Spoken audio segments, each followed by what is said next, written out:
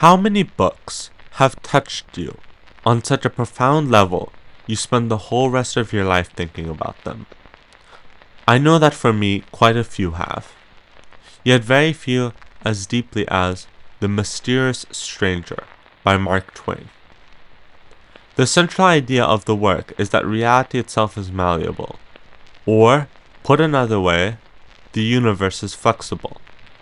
As you can imagine, this concept is pretty mind-blowing to a 9-year-old. We can find some textual evidence for this central idea with, and I quote, "Every man will be glad of those conscious, soothing felicities, and will diligently study them, and refuse to examine any refutations of them, and thus he will by and by convince himself that the war is just, and will thank God for the better sleep he enjoys after this process of grotesque self-deception. Only the mad can be happy, and not many of those." It gave an appalling idea of the value of an hour, and I thought I could never waste one again without remorse or terror. Now, this is an assignment for school, so forgive me for listing the 5 main points and how they connect together. Number 1. The brutes, or animals, are indeed morally superior to mankind. When a predator kills another animal, it is unaware of its own cruelty, but man is potently aware of his own villainy. The best quote for this from the book is, "I said it was a brutal thing. No, it was a human thing. You should not insult the brutes by such a misuse of that word. They have not deserved it." Number 2. Every single action that we take massively affects every other future action.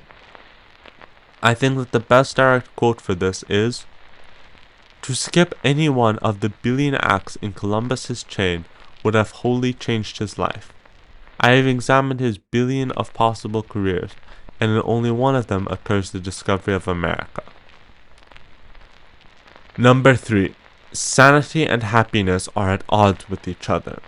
A surprisingly quick quote from the book for this is, "Are you so unobservant as not to have found out that sanity and happiness are an impossible combination? No sane man can be happy, for to him life is real, and he sees what a fearful thing it is." Number 4. My next point is connected to one of the previous ones, it being that not only does every action affect every other action, but that our very first action determines the rest. Or, in the author's own words, "For Dennett, no. The man's circumstances and environment order it. His first act determines the second, and all that follow after." And finally, number 5. Humanity is not actually governed by the majority, but rather by a loud minority.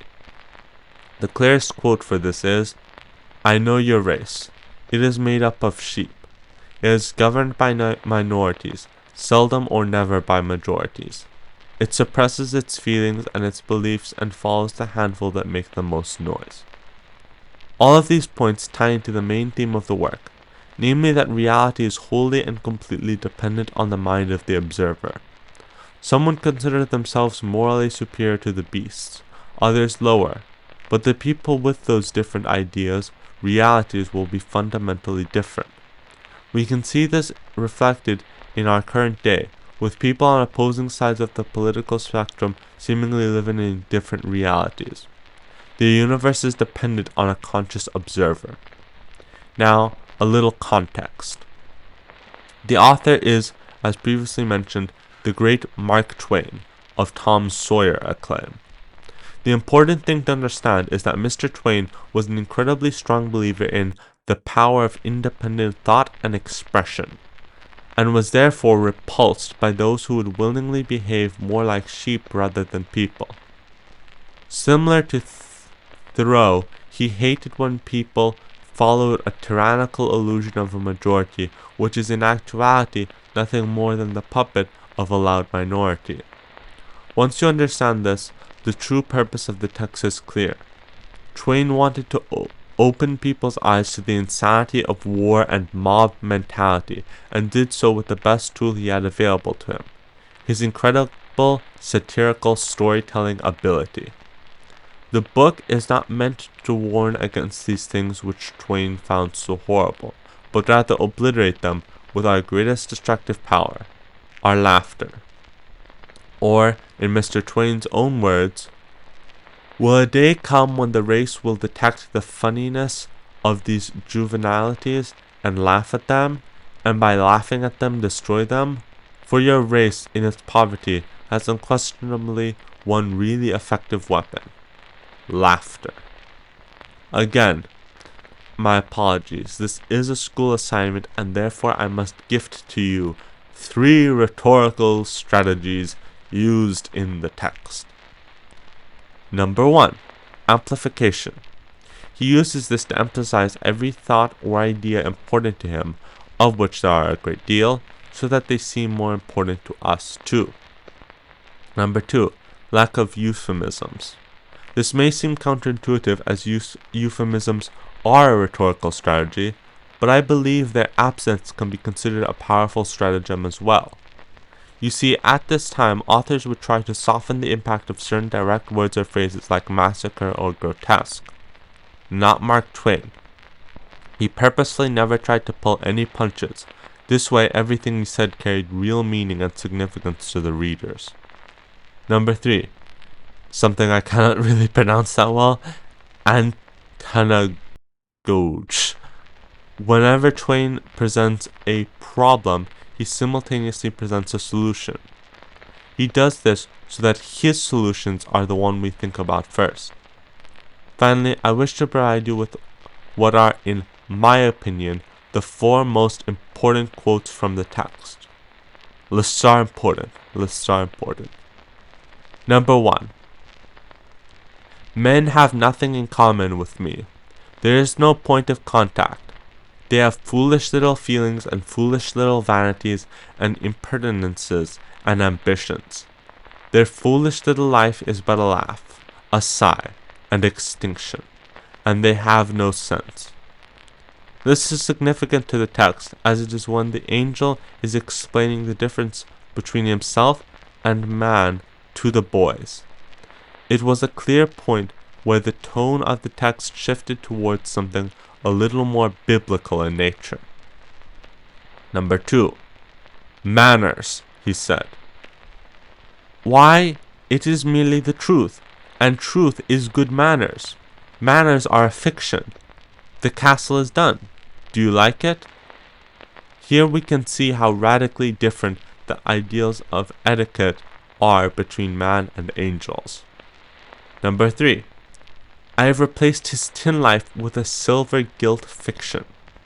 Here, we see how angels perceive more value in fiction than reality. And finally, number 4. I know your race. It is made up of sheep. It is governed by minorities, seldom or never by majorities. It suppresses its feelings and its beliefs and follows the handful that make the most noise. I used this previously, by the way. This is incredibly important, since it is where we can really see what the author thinks. It shows us something resembling the true meaning of the text. These phrases lend the text a much more profound, almost biblical tone. This makes the overall tone of the text feel more like a story from the Bible rather than the lofty ideals of an American author. In conclusion, this book fundamentally changed how I look at the world. Warning, there is a massive spoiler ahead, but I'd like to end on one last all-important quote. Life itself is only a vision, a dream. Nothing exists. All is a dream. God, man, the world, the sun, the moon, the wilderness of stars, a dream. All a dream. They have no existence. Nothing exists save empty space and you. Thank you very much for watching.